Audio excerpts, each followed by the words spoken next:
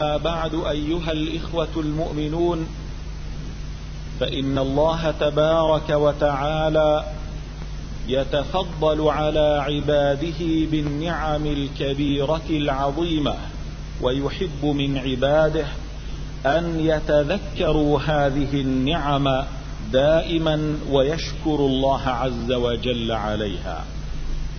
وإن من أعظم النعم التي امتن الله بها على الوجود كله هو إرساله سيدنا محمدا صلى الله عليه وسلم إلى العباد رحمة مهداة إلى الجميع. قال تبارك وتعالى: وما أرسلناك إلا رحمة للعالمين. وقال رسول الله صلى الله عليه وسلم: إنما أنا رحمة مهداة. إنما أنا رحمة مهداة، هدية أهداها الله عز وجل إلى العباد، فجعل فيها الخير والبركة إلى يوم الدين. جعل لأمته وللعباد جميعا الخير والبركة في ذاته الشريفة، وجعل الخير والبركة للعباد في أخلاقه الشريفة، وجعل الخير والبركة للعباد في رسالته التي أرسله بها تبارك وتعالى. أما البركة الأولى وهي البركة في ذاته الشريفة صلى الله عليه وسلم، فقد ذكرها الله عز وجل في كتابه الكريم حينما امتن على المشركين بأنه لا يعذبهم لوجود رسول الله صلى الله عليه وسلم بينهم، مع أنهم لا يؤمنون به، ومع أنهم كانوا يحاربونه ويؤذونه ويتحدونه، حتى قالوا ما حكى الله عز وجل عنهم: اللهم إن كان هذا هو الحق من عندك فأمطر علينا حجارة من السماء. وهذا غاية الجحود والنكران. المنطق والمعقول والإنصاف أن يقول الإنسان حينما يسمع كلاما: اللهم إن كان هذا هو الحق فاهدنا إليه. أما أولئك فقالوا: اللهم إن كان هذا هو الحق من عندك فأمطر علينا حجارة من السماء. بلغ بهم التحدي أقصى درجاته، بلغ بهم الكفر أقصى درجاته، ومع ذلك قال الله عز وجل لنبيه صلى الله عليه وسلم: وما كان الله ليعذبهم وأنت فيهم. ما كان الله ليعذبهم وأنت فيهم، وما كان الله معذبهم وهم يستغفرون. قال سيدنا عبد الله بن عباس رضي الله تعالى عنه تعليقا على هذه الآية: أيها الناس، إن الله عز وجل منع العذاب عن خلقه بأمرين: أولهما رسوله صلى الله عليه وسلم، وثانيهما الاستغفار. أما النعمة الأولى فقد استأثر بها الله عز وجل يوم توفى رسوله صلى الله عليه وسلم. وأما النعمة الثانية فهي الاستغفار، فحافظوا عليه حتى لا ينزل الله بكم العذاب. انظر إلى هذه البركة العظمى في ذات رسول الله صلى الله عليه وسلم يا أخي المؤمن. هذه الذات الكريمة جعل الله فيها الخير والبركة لأولئك الكفرة الطغاة الجاحدين. فكم هي عظيمة بركته صلى الله عليه وسلم على المؤمنين به التابعين له السائرين على خطاه. لقد كان من فضل الله عز وجل هذه البركة العظيمة التي جعلها في ذات رسوله صلى الله عليه وسلم، فانتفع الناس بها انتفاعا عظيما. انتفع الناس بها انتفاعا عظيما في حياته، قبل رسالته وبعد رسالته وبعد وفاته. أما قبل رسالته فيحدثنا رواة سيرة رسول الله صلى الله عليه وسلم أنه صلى الله عليه وسلم حينما أخذته السيدة حليمة السعدية لترضعه كانت راكبة على أتان، والأتان أنثى الحمار، كانت راكبة على أتان بطيئة ضعيفة تسير في آخر الركب. تقول النساء لها: يا حليمة أسرعي فقد أخرتنا. فلما حملت رسول الله صلى الله عليه وسلم معها وهو لا يزال طفلا رضيعا أسرعت بها تلك الأتان حتى قال لها النساء: تمهلي يا حليمة حتى ندركك ونسير معك. وكذلك قالوا كانت بلاد حليمة السعدية كانت في حالة جدب وقحط وقلة طعام، حتى كانت السيدة حليمة ومعها طفل ترضعه لا يسكت هذا الصبي من كثرة ما يبكي جوعا. فلما أخذت رسول الله صلى الله عليه وسلم بين يديها قالت: فأقبل عليه ثدياي فامتلأ حتى شبع هو وأخوه الذي أرضعه. وهكذا تجد بركة رسول الله صلى الله عليه وسلم.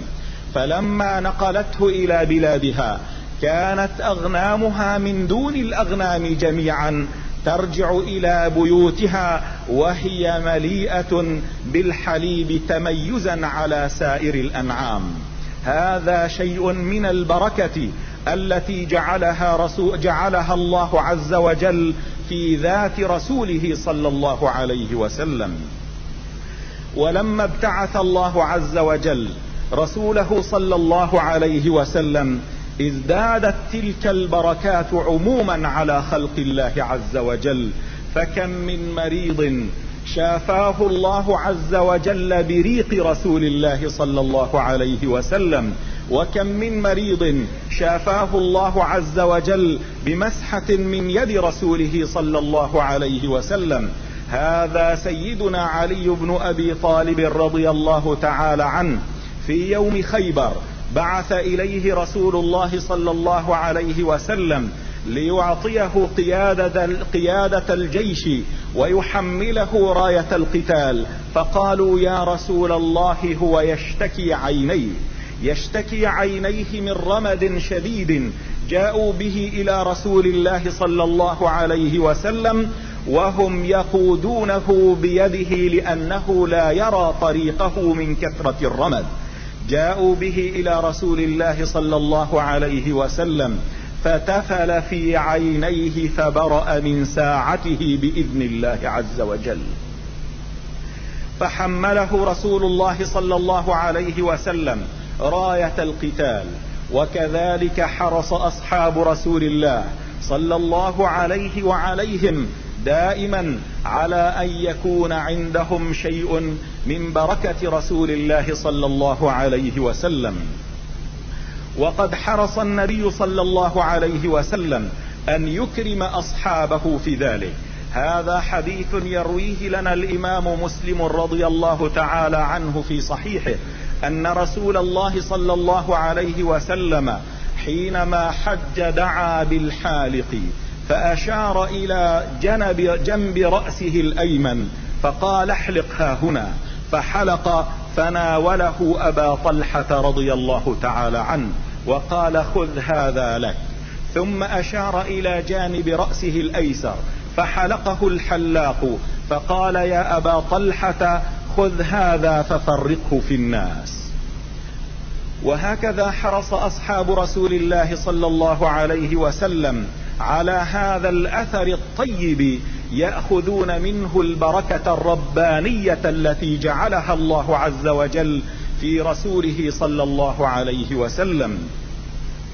فمن ذلك ما تحدثنا به السيدة أسماء رضي الله تعالى عنها أنها حرصت على جبة رسول الله صلى الله عليه وسلم بعد وفاته، كما روى الإمام مسلم رضي الله تعالى عنه قال فيما يرويه عن السيدة أسماء بنت أبي بكر الصديق رضي الله تعالى عنها قالت: هذه جبة رسول الله صلى الله عليه وسلم، كانت عند عائشة حياتها. لما كانت عائشة على قيد الحياة كانت هذه الجبة محفوظة عندها، فلما ماتت عائشة قبضتها أنا. قالت رضي الله عنها: فنحن نغسلها للمرضى يستشفى بها. وكذلك أخذ سيدنا خالد بن الوليد رضي الله تعالى عنه شيئا من شعر رسول الله صلى الله عليه وسلم فجعله في قلنسوته التي يخوض بها الحروب. كذلك قال سيدنا خالد رضي الله تعالى عنه حينما خاض بعض المعارك فسقطت قلنسوته تلك عن رأسه، فقال لأعوانه: اطلبوها. فراحوا يبحثون عنها في أرض المعركة فلم يجدوها، فقال: اطلبوها. فراحوا يبحثون عنها فلم يجدوها، فألح في طلبها حتى وجدوها. قالوا: فإذا هي خلقة، أي فإذا هي ممزقة. قالوا: يا خالد، أتعبتنا في هذه القلنسوة وهي خلقة؟ قال: أنا أخبركم عما كان ذلك.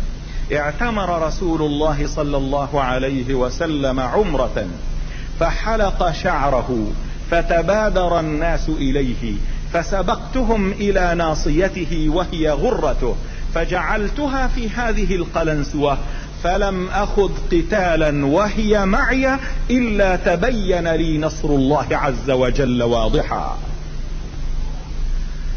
نعم أخي المؤمن، وكذلك كانوا يرجون بركة رسول الله صلى الله عليه وسلم لآخرتهم كما كانوا يرجون بركته صلى الله عليه وسلم لدنياهم.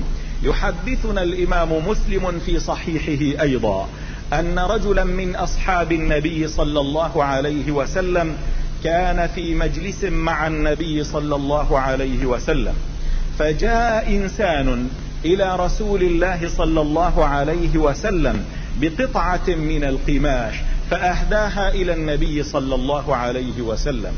قال الراوي: فلبسها رسول الله صلى الله عليه وسلم محتاجا إليها.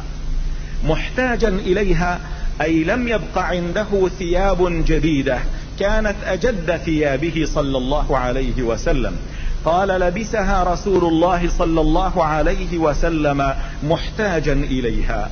فقال رجل من القوم: يا رسول الله، ما أحسنها، اكسنيها، أي أعطنيها ألبسها. قال النبي، فسكت النبي صلى الله عليه وسلم مدة، ثم دخل إلى بيته فلبس ثوبا آخر، ثم خرج فأعطى تلك القطعة من القماش الرجل الذي طلبها. قال أصحاب رسول الله صلى الله عليه وسلم للرجل: ما أحسنت، أي ما فعلت فعلا حسنا. لبسها رسول الله صلى الله عليه وسلم محتاجا إليها، ثم تأخذها من تسأله إياها وقد علمت أنه لا يرد سائلا.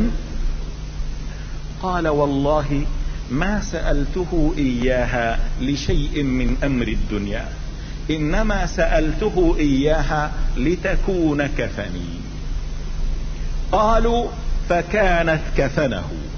فكانت هذه البردة، هذه القطعة من القماش، كفن ذلك الرجل يرجو بها البركة في الآخرة حينما يدخل قبره. وقد تكرم علينا رسول الله صلى الله عليه وسلم بإبقاء هذه البركة بقاء لا ينقضي، وذلك أنه صلى الله عليه وسلم كان من عادته كلما جاءه إنسان يطلب شيئا من البركة أعطاه شيئا فيأخذه ذلك الرجل فيكون خاصا به ولمن معه. هذه البركة تكون مقصورة على من أخذها. أراد رسول الله صلى الله عليه وسلم أن تصيب تلك البركة كل إنسان مؤمن يحج بيت الله عز وجل، فجاء مرة فطلب الماء من زمزم ليشرب، فأعطاه فشرب ثم مج في بئر زمزم. فلا يزال كل إنسان يشرب من ماء زمزم إلى يومه له في ذلك الشرب بركة من رسول الله صلى الله عليه وسلم، زيادة على البركة التي جعلها الله عز وجل في ماء زمزم. هذا جانب من بركة رسول الله صلى الله عليه وسلم يتعلق بذاته الشريفة. وكثير من الناس من الجهلة يخلط فيقول إن التبرك بذات رسول الله صلى الله عليه وسلم ليس مشروعا. التبرك بذات رسول الله صلى الله عليه وسلم مشروع، تواترت به الأحاديث عن رسول الله صلى الله عليه وسلم، وذلك لأن هذا لا ينافي التوحيد كما يتوهمون. فالبركة التي في ذاته الشريفة ليست من صنعه صلى الله عليه وسلم، وإنما هي شيء جعله الله عز وجل فيه ليفيض منه إلى العالمين جميعا. ومن عجائب التبرك ما ذكره الله عز وجل لنا في القرآن الكريم، أن يتبرك رسول من رسل الله عز وجل برسول آخر من رسل الله صلى الله عليه وذلك في سورة يوسف، إذ قال سيدنا يوسف عليه السلام لإخوته حينما أخبروه أن أباه ابيضت عيناه من الحزن عليه، قال اذهبوا بقميصي هذا فألقوه على وجه أبي، فلما أن جاء البشير وألقاه على وجهه فارتد بصيرا. رسول يتبرك برسول، وكل منهما فيه بركة الله عز وجل، وذلك أن بعضهم أعظم بركة من الآخر فيتبرك بعضهم ببعض. هكذا فعل رسول الله صلوات الله عليهم، ولا يمكن أن يصدر منهم أي شيء ينافي التوحيد. لقد كانوا هم يعلمون الناس التوحيد، وكانوا هم يعرفون الناس كيف يتعاملون مع الله عز وجل على أساس التوحيد. نسأل الله تبارك وتعالى أن يلهمنا رشدنا، وأن يجعلنا من الذين يستمعون القول فيتبعون أحسنه، وأن يقسم لنا من بركة رسوله صلى الله عليه وسلم النصيب الأوفى. أقول قولي هذا وأستغفر الله لي ولكم.